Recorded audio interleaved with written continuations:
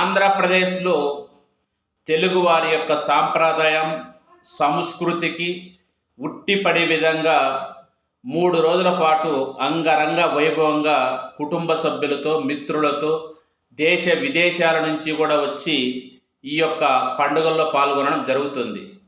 ఇలాంటి పండుగను తెలుగువారందరూ కూడా వారి వారి స్థాయికి తగ్గట్టుగా ఏ స్థితిలో ఉన్నప్పటికీ చాలా ఉత్సాహంగా, చాలా ఉల్లాసంగా జరుపుకుంటారు. ఇది ఎప్పటినుంచో కొనసాగుతూ వస్తున్నటువంటి ఒక సాంప్రదాయం. ఈ సాంప్రదాయం అనేది తరాలు మారే కొద్దీ, కాలం గడిచే కొద్దీ రకరకాల కొత్త పోకడలు యాడ్ కావడం, రకరకాలటువంటి ఒక రకంగా చెప్పాలంటే వివిధ రకాలైనటువంటి ధోరణులు అవలంబించడం జరుగుతూ ఉంది. సరే, ఎలా ఉన్నా కూడా ఈ సంక్రాంతి పండగ మన ఆంధ్రప్రదేశ్లో ముఖ్యంగా ఇంతకుముందు ఉమ్మడి రాష్ట్రంలో ఉన్నప్పుడు కూడా చాలా బాగా జరుపుకుంటారు. అయితే ఈ సంవత్సరం జరిగే పండగకు ఉన్న ప్రత్యేకత ఏంటంటే, ఈ పండగకు ముందు వీకెండ్ రావడం జరిగింది, పండగ తర్వాత వీకెండ్ రావడం జరిగింది. ఒక రకంగా చెప్పాలంటే 10 రోజుల పాటు దీర్ఘంగా జరిగేటువంటి ఒక అవకాశం వచ్చింది. అయితే ఈ పండగలో ముఖ్యంగా మనకు సంక్రాంతి అంటే గుర్తుకొచ్చేది రైతులకు సంబంధించిన పండుగ, అదేవిధంగా ధాన్యం ఇంటికి వచ్చే వేళ, అదేవిధంగా కొత్త అల్లుళ్ళు ఇంటికి వచ్చేటువంటి వేళ, రకరకాల వంటలు, వీటితో పాటు రకరకాల పందాలు, కోడి పందాలు, పొట్టేళ్ళ పందాలు, ఎద్దుల బండులు లాగడము, గుండెత్తడాలు, ఇలా రకరకాలుగా ఆ ప్రాంతాలకు అనుగుణంగా ఆ ప్రాంతాల్లో ఉన్నటువంటి సాంప్రదాయం కొనసాగుతూ వస్తుంది. ముఖ్యంగా తీసుకుంటే రాయలసీమ లాంటి ప్రాంతాల్లో అయితే చెక్క భజన, ఎడ్ల బండి పోటీలు, అంటే గుండెత్తడం అంటే ఒక రాయి లాంటిది ఉంటుంది, దాన్ని ఎత్తడం వెయిట్ బట్టి. అదేవిధంగా ఉత్తరాంధ్రలో అక్కడ స్థానికంగా ఉన్నటువంటి సాంప్రదాయాల ప్రకారం అక్కడ కొన్ని రకాలైనటువంటి నృత్యాలు, విన్యాసాలు, కోలాటాలు, ఇంకా ముఖ్యంగా తీసుకుంటే గోదావరి జిల్లాలంటేనే మనకు వంటలు, కోడి పందాలు అనేవి గుర్తుకొస్తాయి. ఓకే, రైట్, మంచిది. ఇక్కడ ఎవరికి అభ్యంతరం చెప్పాల్సిన అవసరం లేదు, ఇబ్బంది కూడా లేదు.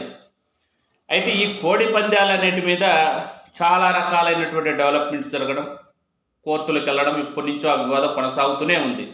కేవలం మన కోడి పందాలే కాదు, పక్క రాష్ట్రాల్లో ఉన్నటువంటి తమిళనాడు జల్లికట్టు, సరే ఆ పక్కన ఉన్నట్టు కేరళ అంటే పడవ పోటీలకు అక్కడ ఎటువంటి అభ్యంతరం లేదు, ఏ న్యాయస్థానాలు కూడా దానికి ఎటువంటి ఇబ్బంది అనేది చెప్పలేదు. ముఖ్యంగా తమిళనాడులో కొనసాగుతున్నటువంటి జల్లికట్టు, మన ఆంధ్రప్రదేశ్లో కొనసాగుతున్నటువంటి కోడి పందాల గురించి కోర్టు అనేక మార్గదర్శకాలు ఇవ్వడం జరిగింది. దీని మీద అనేక మంది స్వచ్ఛంద సంస్థలు కానీ, జీవహింసకు వ్యతిరేకంగా పోరాడే వాళ్ళు కానీ, వీళ్ళందరూ కోర్టును ఆశ్రయించడం, ఆ కోర్టు వాటికి అనుగుణంగా ఉన్నంత మేరలో, అంటే సాధ్యమైనంత మేరకు దాని యొక్క ప్రభావాన్ని తగ్గించడానికి కోర్టు మార్గదర్శకాలు అనేటివి విడుదల చేయడం జరిగింది.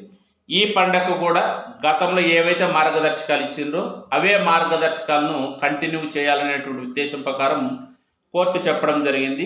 అదే విధమైనటువంటి ఆదేశాలు పోలీసులు ఇవ్వడం జరిగింది. అయితే దాన్ని ఎవరైనా పాటిస్తున్నారా అంటే ఎక్కడ కూడా పాటిస్తున్నట్టు మనకు కావట్లేదు.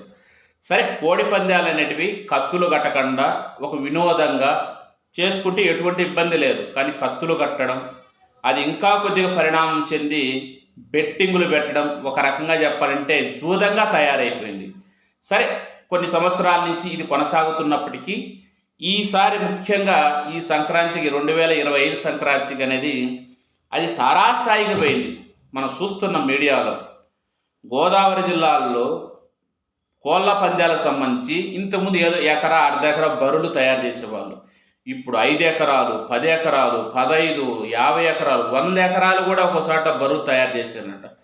బరులు తయారు చేసి సెట్టింగ్స్ వేసి ఫ్లడ్ లైట్స్ పెట్టి ఒక రకంగా స్టాల్స్ ఏర్పాటు చేసి మొత్తం సిట్టింగ్ అరేంజ్మెంట్ చేసి ఇవన్నీ చేయొచ్చు, తప్పేం కాదు. కానీ అక్కడ జరుగుతున్నది ఏంటి, అసలు దేన్ని ప్రోత్సహిస్తుండ్రు? అక్కడ మనకు సాంప్రదాయ సంస్కృతిలో భాగంగా, వినోదంలో భాగంగా ఉండాలి తప్పక అది ఒక జూదంగా మారిపోయే విధంగా ప్రోత్సహించడం తప్పు కదా. ఒక రకంగా చెప్పాలంటే ఈ పండగలో మనకు వస్తున్నటువంటి సాంప్రదాయంలో కేవలం ఈ ఎడ్ల బండి పోటీలు ఇవన్నీ కూడా ఎంకరేజ్మెంట్గా ప్రభుత్వం తరఫున కానీ లేదా వివిధ ఎవరన్నా ఉన్నటువంటి దాతల ప్రకారం కొన్ని బహుమతులు ఇచ్చేవారు. కానీ అలాంటి సాంప్రదాయాన్ని పూర్తిగా పక్కా పెట్టి ఇండివిజువల్గా వ్యాపార ధోరణిలోకి వెళ్ళిపోయింది. ఎంత వ్యాపార ధోరణిలోకి వెళ్ళిపోయిందంటే ఒక పక్క కోళ్ళ పందాలు ఆడితే వాటి కత్తులు కట్టకుండా ఆడకుండా వాటి కత్తులు కడుతూ ఆడుతూ ఎంకరేజ్మెంట్ చేస్తూ వేల కోట్ల రూపాయల చేతులు మారుతుండే. దానికి అనుబంధంగా పక్కన రకరకాల ఆటలు, ఏదో గుడుగుడు ఆట అంట, క్యాషినో అంట, ఇంకా రకరకాల ఒకటని ఏం కాదు.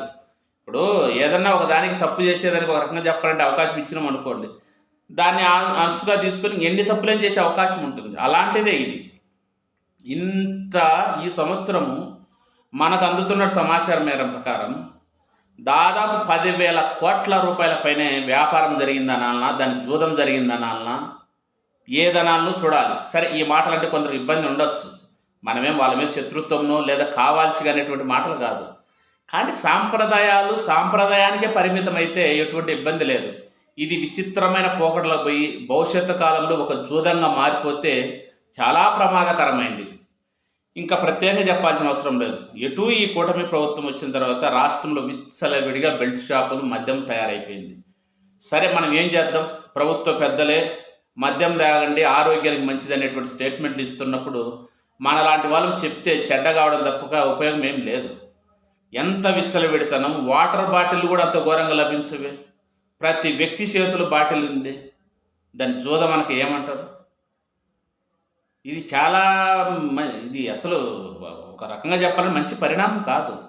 చాలామంది అంటారు, ఏదో డాక్టర్ చెప్పినాడు ఒక పెగ్గు వేసుకోవచ్చు, ఒక అంశ వేసుకోవచ్చు మంచిదని. కానీ ఆల్కహాల్ ఎట్టు పరిస్థితుల్లో మంచిది కాదు.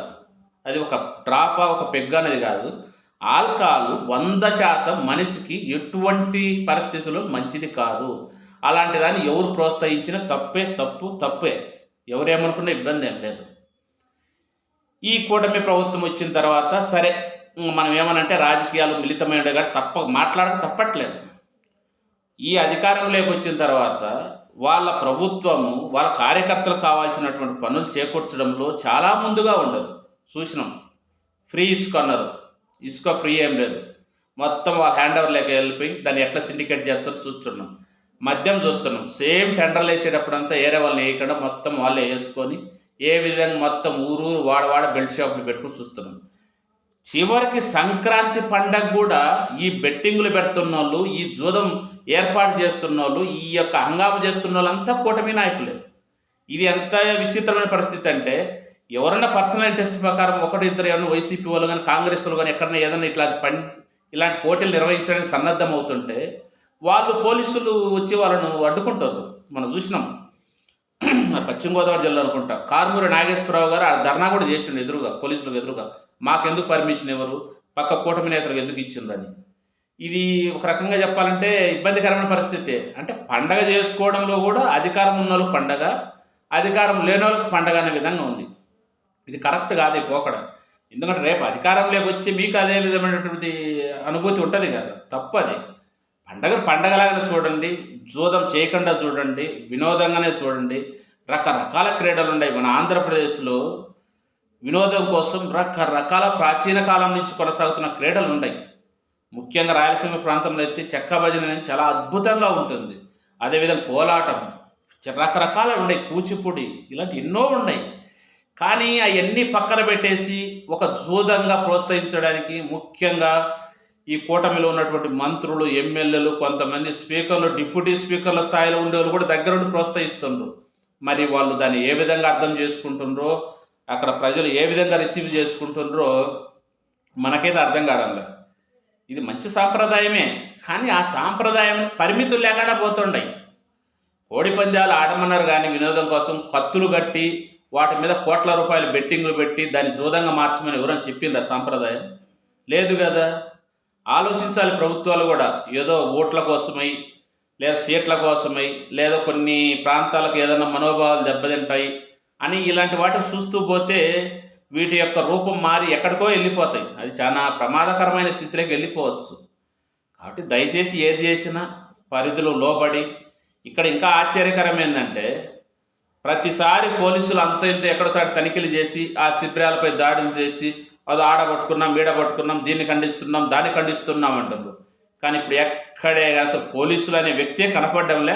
ఆ విధమైనటువంటి న్యూస్ ఛానల్లో కూడా ఎక్కడే రావడంలే.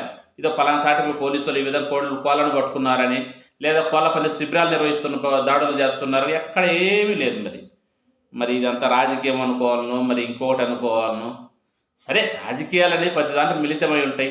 రాజకీయాన్ని, సమాజాన్ని వేరు చూసే పరిస్థితి లేదు, ఉండే అవకాశం కూడా లేదు. అట్లని అధికారం ఉంది కదని పండగను సైతం మేమే హైజాక్ చేస్తామంటే చాలా ఇబ్బంది. ఇప్పుడు ఏం జరుగుతుంది? సరే, కూటమి నాయకులే కొంతమంది డైరెక్ట్గా భాగస్వామ్యం అవుతున్నారు, కొంత పరోక్షంగా ప్రోత్సహిస్తుండ్రు. అలాంటి ఆటలు, అలాంటి వినోదాలు, అలాంటి బెట్టింగులు చేయడం వల్ల ప్రజల చేతుల్లో ఉండే డబ్బంతా ఖాళీ అయిపోద్ది కదా. అంటే మీరు మాత్రం బాగుపడాలన్నా? అధికారం ఉందని పండగను సాకు చూపుకొని వేల కోట్ల రూపాయలు ప్రజల దగ్గర నుంచి దోచుకోవడం ఇది సాంప్రదాయమా? సాంప్రదాయం కాదు కదా. అంటే చాలామంది అనొచ్చు, వాళ్ళ ఇంట్రెస్ట్ ఉంటేనే వచ్చి బెట్టింగ్లు పెడతారు కదా, మేమే ప్రోత్సహించి రమ్మని చెప్పట్లేదు కదని. ఏదైనా అవకాశము అందుబాటులో ఉన్నప్పుడు ఎవరికైనా ఆటోమేటిక్గా కొంత ఇది అనేది ఉంటుంది. ఇప్పుడు మనకు మద్యం ఉంది, అసలు అందుబాటు లేకపోతే ఎవడో తాగే అవకాశం ఉంటుందే? వాళ్ళు తాగాలనుకుని వేరే రూపాయలు పోవాలన్నా కష్టం, అంతే కదా. వందల ఎకరాల్లో బరువులు సిద్ధం చేసి మైకులు పెట్టి ప్రసంగాలు ఇస్తూ అడ్వర్టైజ్మెంట్ చేస్తుంటే ఇంకా రాక ఏం చేస్తారు? అది ఇతర రాష్ట్రాల నుంచి, ఇతర దేశాల నుంచి వచ్చి అదేదో పెద్ద ఫ్యాషన్ లాగా మీకు ఇక్కడ మనం బెట్టింగ్ను ప్రోత్సహిస్తేనే మనకి పండగ జరిగిననేటువంటి ఒక మానసిక స్థితిలో కొందరు ఉండిపోయారు. ఇది మంచిది కాదు. దయచేసి దీన్ని న్యాయస్థానాలు ఆలోచించాలి, సమాజం ఆలోచించాలి, ముఖ్యంగా ఇలాంటి ప్రోత్సహించే వాళ్ళు ఆలోచించాలి. ఇలాంటి వాటిని కొద్ది కంట్రోల్ చేసుకొని ముందుకు పోతే దానికి ఉన్నటువంటి విలువ పెరుగుతుంది. కానీ రోజు దిగజారిపోయి అది చివరికి రికార్డింగ్ డ్యాన్సుల వరకు వెళ్ళిపోయి ఈ సాంప్రదాయాన్ని, సంస్కృతిని అవహేళన చేసే విధంగా తయారు చేస్తే అది మనమే తగ్గించుకున్న వాళ్ళం అవుతాం. అది కాదు కదా. చాలామంది మన పెద్దలు కానీ, మేధావులు కానీ ఉండరు కదా రాష్ట్రంలో. రాష్ట్రపతులుగా, ఉపరాష్ట్రపతులుగా పనిచేసిన వాళ్ళు, సుప్రీంకోర్టు ప్రధాన న్యాయమూర్తులు పనిచేసినటువంటి మేధావులు ఉండరు కదా. తెలుగు భాష, తెలుగు సంస్కృతి, తెలుగు గౌరవాన్ని, తెలుగు వారి సాంప్రదాయాలను రక్షించాలంటుండ్రు కదా. చూడండి అటువైపు ఏం జరుగుతుంది. ఒకవారి పెద్దలు కేవలం మీకు వచ్చినటువంటి వాటి కోసం మాట్లాడడం కాదు, కొన్ని వేరేటి కూడా అప్పుడప్పుడు మాట్లాడండి, బాగుంటుంది.